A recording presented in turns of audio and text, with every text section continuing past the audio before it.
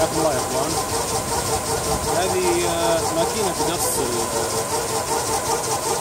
الرخام.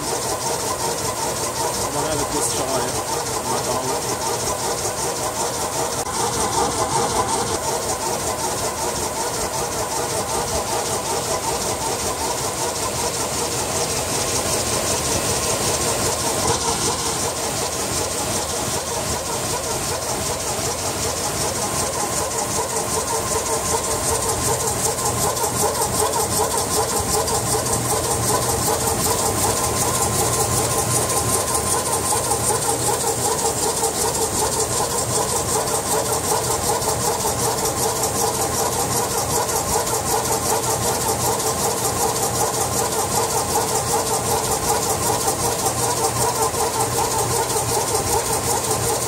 تعمل بمحرك ترددي كبير الحجم.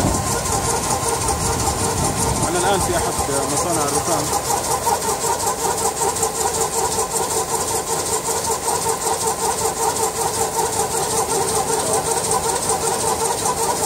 يقوم بخصص كميات من الرخام خاصة أحد المواقع الخاصة بالشركة.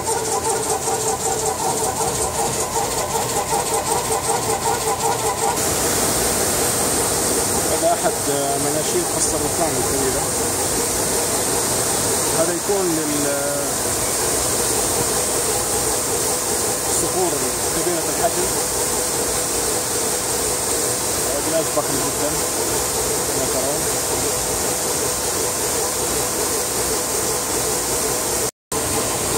هذه ماكينة القص من زاوية أخرى. طبعا ما أقدر أقرب عن كذا في مويه كبير.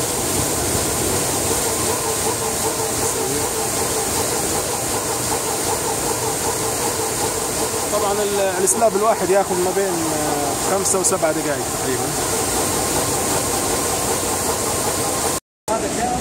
هذه عينة من الرخام المقصوص الجاهز للتركيب.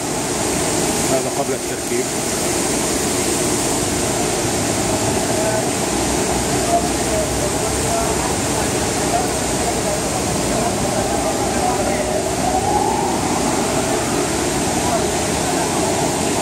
هذه عينة أخرى من الرخام ترقم توضع على المخطط بالتركيب. أعتذر عن رداءة الصوت. تحياتي لكم جميعا متابعي الكرام. أراكم على خير بإذن الله. السلام عليكم ورحمة الله.